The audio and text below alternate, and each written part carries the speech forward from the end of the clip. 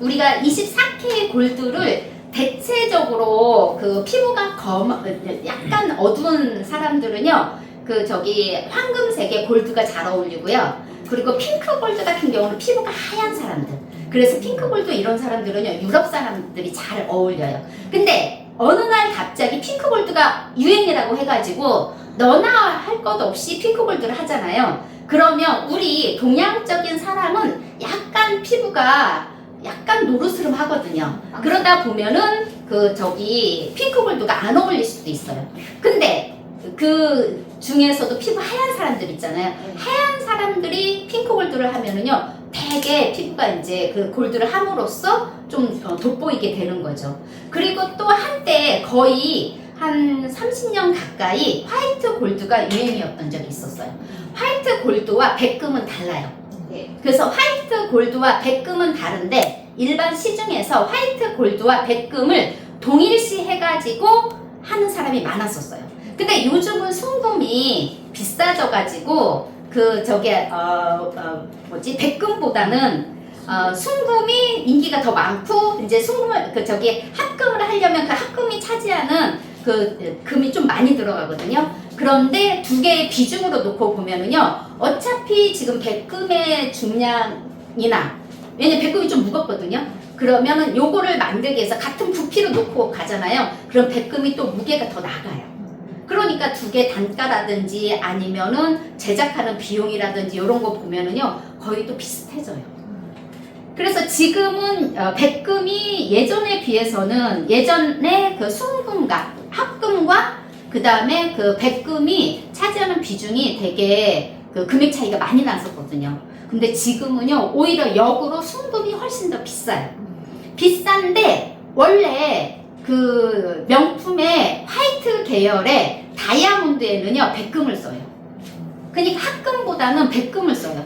근데 아무리 화이트 골드로 만든다 할지라도 지금 이게, 여기는 뭐를 많이 넣는지 모르겠고, 여기에는요, 화이트 골드에 이게 지금 18K 화이트 골드로 제작을 한 건데, 여기 안에를 벗겨내잖아요. 그러면은 약간 노르스름한 금속이 보여요. 그래서 겉에 화이트 처리를 한 거예요. 그리고 백금은 화이트 처리를 안 해요.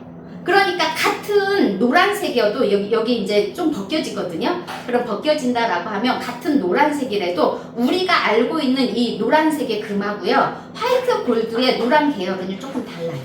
그러니까 만약에 우리 보통 저기 화이트 골드를 원래 나오는 금속 합금 거의 그 75%의 순금을 넣어가지고 나머지 합금하는데, 아무리 순금이 그렇게 많이 들어가고 화이트로 만든다 할지라도 화이트 여기 노란기를 띄거든요. 근데 이제 한때 막 거의 무조건 화이트를 했던 적이 있었는데, 그거를 그대로 주면 이게 무슨 화이트야 이렇게 되거든요. 그러니까 겉에 지금 매니큐어 입듯이 이렇게 입혀진 거예요. 그런데 여기 안에 들어가 있는 합금의 비율 안에 우리가 보통 얘기하는, 우리 피부 알러지가 있는 사람이 있어요. 피부 알러지가 있는 사람들은요, 이게 지금 단단하게 하기 위해서 만드는데, 니켈이 들어가잖아요. 이 금속이 단단하게 만들어지기 위해서는요, 대체적으로 니켈을 많이 넣어요. 그런데 화이트 골드에 모르고서 무조건 적으로 있잖아, 니켈 생각 안 하고 알러지 있는지 모르고 화이트로 그냥 막 만들어내잖아요. 그러면은 자기는 진짜를 샀는데 나는 왜 이렇게 피부 알러지가 다 일어나, 막 이런 사람들이 있어요. 그러한 분들은요, 여기 안에 합금을 할 때 그 니켈을 넣으면 안 되거든요. 그러면 그 분들은 반드시 우리가 화이트 계열을 하잖아요. 그럼 그분의 피부 타입을 알아야 돼요.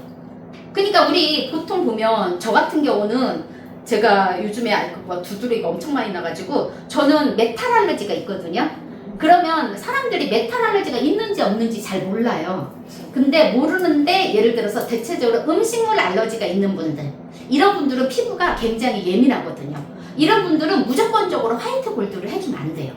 그러니까 할 때 화이트 계열을 해달라고 하는데, 진짜로 이 사람을 화이트 계열로 해서 화이트 골드를 할까? 어떤 분들은요, 가짜를 차도 괜찮은 사람들 있죠. 정말 3,000원 이미테이션 해도요, 멀쩡한 사람이 있는데, 정말 비싸게 주고 샀는데 나는 일어나. 하물며 어떤 사람은요, 노란금 합금했는데도 컨디션이 안 좋으면 거기에서 귀에서 이렇게 뭔가 부작용이 일어난 사람이 있어요. 컨디션에 따라서 일어나는 사람이 있고요. 또 어떨 때는 컨디션이 좋을 때는 또 괜찮다는 거예요. 그래서 이 사람은요, 순수한 순금만 해야 된다는 사람도 있어요. 그래서 여기에 합금의 이 형태가요, 우리는 정말로 내가 제작을 했는데 정말 최선을 다해서 18K로 해가지고 넣는데 사람들이 크레임 걸리는 거야. 그거는 금속에 대해서 몰라서 그런 거예요. 무조건적으로 있잖아. 제작하면은요, 나중에 이 사람이 아니 나는 진짜로 해줬는데 왜 이럴까 이렇게 돼요. 그래서 이 금속에 따라서 그 반응이 나오는 게 다른 사람들이 여기 합금 때문에 나온다. 그래서 대체적으로 화이트 골드에서 많이 나와요. 그래서 이런 분들은요, 백금으로 제작해 주던가 아니면 니켈을 빼고 하든가. 그랬는데 이제 저희 이제 제공생이 공방을 하잖아요. 예전에 이제 할 때 제가 워낙에 알러지가 심하니까 저는 이제 저에 빗대서 그 사람들이 이제 귀금속을 하는데 알러지 있으면 안 되겠다 해가지고 화이트, 그때 당시에 진짜 화이트 진짜 많이 했거든요. 그래가지고 이제 그러면은 우리 그 알러지 없는 니켈을 빼고 백금군이 있거든요. 백금에 해당하는 군이 있어요. 거기 안에서 팔라듐이라든지 이런 걸 넣어가지고 좀 한번 만들어 보자. 그래서 로디움, 팔라듐 이런 게 있거든요. 그러면은 걔네들을 해가지고 만들면 얘가 알러지는 없는데, 왜냐면 백금군이 들어가 있기 때문에. 그런데 문제는 뭐가 있냐면 금이 물러요. 그러니까 스크래치가 많이 나요. 그러니까 이렇게 쏙쏙쏙 들어가는 거예요. 그게 단점이네. 그게 또 단점인 거예요. 그래서 이제 백금 또한, 백금도 함량을 높여 놓잖아요. 그러면 이렇게 들어가거든요. 그래서 스크래치가 많이 나는 경우가 있어요. 그래서 대체적으로 니켈을 넣어가지고 화이트 골드를 한 이유가 뭐냐면 금속의 단단함 때문에 그렇게 많이 하거든요. 그래가지고 이제 이렇게 해서 옐로우 골드 이렇게. 그래서 우리 대체적으로 은과 구리가 많이 들어가고요. 그 다음에 니켈은 화이트 골드 계열에 많이 들어가고요. 팔라듐 이런 데는요, 백금군은요 반드시, 여기 지금 백금이 또 있나? 뒤에 있네요, 이쪽에. 백금에는요 우리가 반드시 백금의 패밀리만 들어가요. 그러니까 뭐냐면 순금은요, 순금의 패밀리가 아닌 여기에 구리도 들어가고 은도 들어가고 해가지고 합금을 할 수 있잖아요. 그런데 백금은요, 반드시 다른 금속이 들어가면 백금이 깨져버려요. 그러니까 이러한 것들을 모르면은요, 알고서 대처하는 거하고 모르고 하는 거는요, 정말 요즘에 소비자들은요 굉장히 똑똑하거든요. 그래가지고 아니 왜 금속이 왜 이래 이렇게 하는 경우가 있거든요. 그래서 이러한 부분들은 어느 정도 알고 있어야 된다. 그래서 여기. 근데 이제 요즘에 다시 옐로우가 인기가 많아졌죠. 그래서 거의 금속이 유행이요 바뀌어요. 그래서 거의 한 30년 정도의 이 패턴으로 해가지고 바뀌어요. 근데 그 전에는요, 같은 18K라도 그러니까 제가 이제 여기에 들어온 게 IMF 전에 귀금속 업계에 들어왔거든요. 그래서 큰 틀로 어떻게 되냐면 IMF 전과 IMF 후 이 귀금속이 바뀌었어요. 그래서 근데 특히 저는 예물 시장에 있었잖아요. 결혼 예물 시장에 있다 보니까 이 결혼 예물을 하면 그때 당시에는 세트의 개념으로 진짜 많이 했거든요. 그래가지고 기본적으로 세트하면 반지, 목걸이, 귀걸이, 팔찌. 그때 또 팔찌도 했어요. 그래가지고 4개가 한 세트야. 그렇게 해서 이제 한 세트로 하고, 그러면 세트도 한 세트만 하는 게 아니야. 그럼 거기에다가 보통 기본이 한 세트를 한다든지 3세트를 한다든지 5세트를 한다든지 이렇게 하고, 거기에다 순금 쌍가락지 넣고요, 놀이개 들어가고 막 이런 식으로 해가지고 이제 순금도 목걸이, 팔찌 이런 거 들어가가지고 또 이제 세트를 맞추는 경우가 있었거든요. 그랬는데 IMF 전이니까 97년도, 그러니까 97년 12월에 IMF가 일어났는데 그 전과 그 이후는요, 시장이 완전히 바뀐 거예요. 그래가지고 이제 그 IMF가 끝난 그 이후에 그 예물시장 자체가 굉장히 판도가 많이 바뀌었거든요. 그러니까 이 젊은 사람들이 이 세트의 개념보다는 그 이후부터는 IMF 지난 이후는요, 어떤 일이 있었냐면 대체적으로 그 전에는 대부분이 신부들이 결혼을 하고 나서 집안에 들어가서 아이들 육아에 전념하던 시기였었어요. 근데 IMF가 지난 이후는요, 육아도 육아인데 이제 현실적으로 밖에 나가서 일할 때인 거예요. 그러다 보니까 귀금속을 현실적으로 바라보는 거예요. 예물을 할 때 그 전에는 IMF 전에는 시어머니의 선물로 받아들인 거고요. 그래서 대체적으로 시어머니의 권한이 되게 컸던 거야. 그런데 IMF 이후에는요, 그 신부들이 내가 직접적으로 장롱속 예물이 아닌 착용할 거를 하다 보니까 이 디자인도 바뀌고요, 하는 그 예물의 그 스타일이 다 바뀌었어요. 그래가지고 이제 그러면서 어떻게 되냐, 그 전에 어머니들은 어떤 생각을 했냐면요, 내가 살아보니까 그 결혼해서 얼마 안 있어서는 예물을 안 하더라.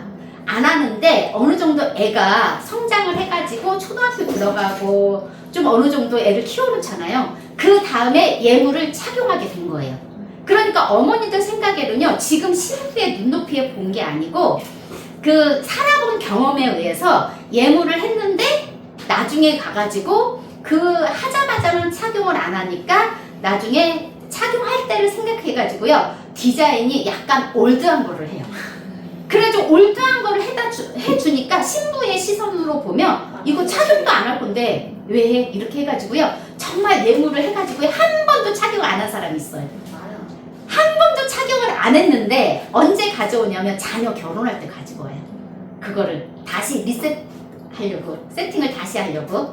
그래서 이제 세팅 다시 그러니까 신부 예물을 해주면서 자기 또 하나 이제 그때 이제 새로운 마음으로 해야겠다 해가지고 많이 가지고 왔었거든요. 그래가지고 이제 그때 당시에는 거의 예물의 개수가요, 기본적으로 그 한 사람이 그러니까 금액을 떠나서 그때는 금값이 되게 쌌으니까 그렇게 비싸지 않았거든요. 그랬는데 그 수량적으로는요, 최하가 정말 12피스에서 15피스, 정말 어떤 분들은 20피스 이상 이런 식으로 피스로 나가잖아요. 그러면 뭐가 있냐면 우리는 제작을 하기 때문에 제작 공임이 있는 거예요. 그러니까 이 피스가 나와야 줘야 되는 거야, 공장을 운영하는 사람은. 그 개수가 안 나오면은요, 공장 운영하기가 힘들거든. 근데 요즘 같은 시기에는요, 피스가 안 나와요. 왜냐면은 거의 그냥 그 요즘에 전반적인 사회 분위기가 똘똘한 한 채잖아.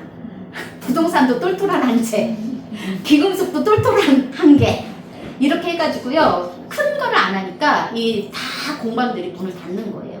그래가지고 공방을 운영하는 게 생각보다 어려운 거예요.